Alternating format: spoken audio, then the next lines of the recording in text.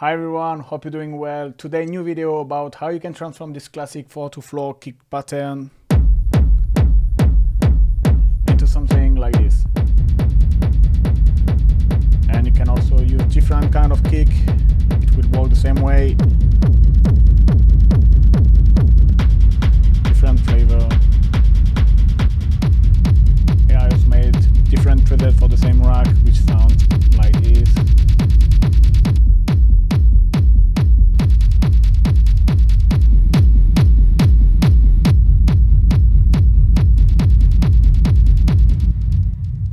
Alright, so that gives you an idea what you can do with. For this rack, I'm not gonna do as usual recreating the rack from scratch. The reason being that basically this rack contains the different chain, so different layer with different rack I've built in the past, so the rumble, the kick punch, and it's quite a complex rack, so I'm gonna rather just today focus on explaining each macro, what does what, and kind of the concept of the rack. You can see it more kind of a plugin that I could have developed or created. Yeah, as usual, the rack is available for free, the link in the description, so if you're free to go inside, check what is inside. You can obviously make your own, change some device, replace by your own. That's really up to you. I encourage you to really experiment with. And yeah, let's have a look. So first on the left, you have obviously the different preset that I've just shown you. I'm gonna go back to the default one and I'm gonna put my headphone. So here it's our rack by default. You can see it's our classic kick. You can hear there is a level difference. It's because obviously we're gonna add some extra processing, so I needed to bring down the original a little bit. So this is our kick by default. So our first part is the one in black here. The 6 macro in black here are our rumble macros. And you know, you can do rumble either with delay or with reverb. Here I give you the possibility to do with both. So the top 3 are the delay ones. So obviously you can bring the volume up with the first macro. You have the delay LPF, which is a low pass filter. The more you crank it up, the more you let pass higher frequency, and the delay time is basically the groove. So you kind of have 3 positions: 9 o'clock, 12 o'clock, 3 o'clock.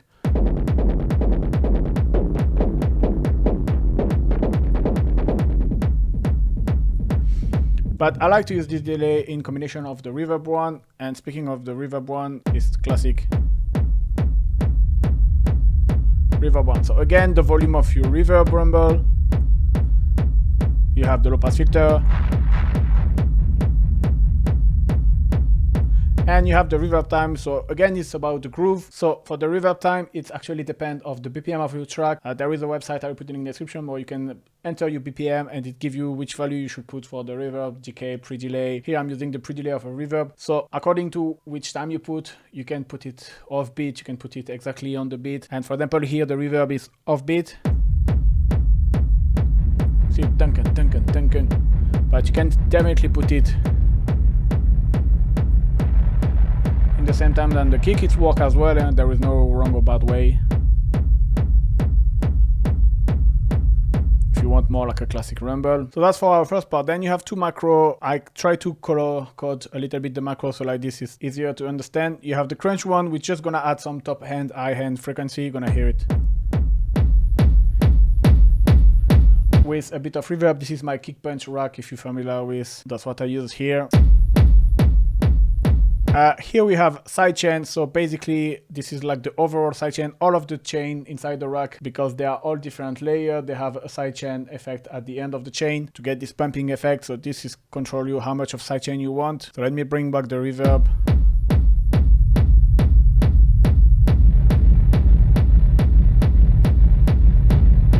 You can hear no sidechain.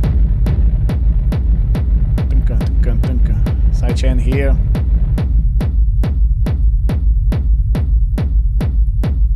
Then I decided to add another type of rumble. So this is something you can hear often. It's like kind of a rumble, but more like in the stereo side.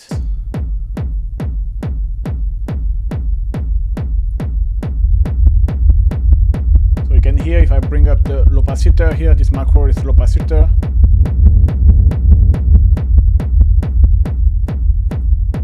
Then the last part is some extra layer you can add as well, more like on the mid-high frequency. So you have first a perc layer. This is from a previous rack as well.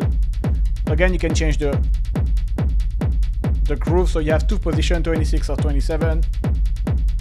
When you choose more like a long delay, 26 is more like offbeat delay.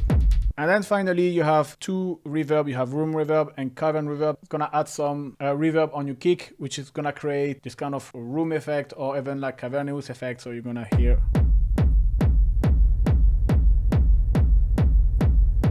The great thing is like, it's like offbeat again. So it's like tunken, tunken, tunken. So here again, being subtle can help as well. It depends what you decide to put or not. And the cavernous one.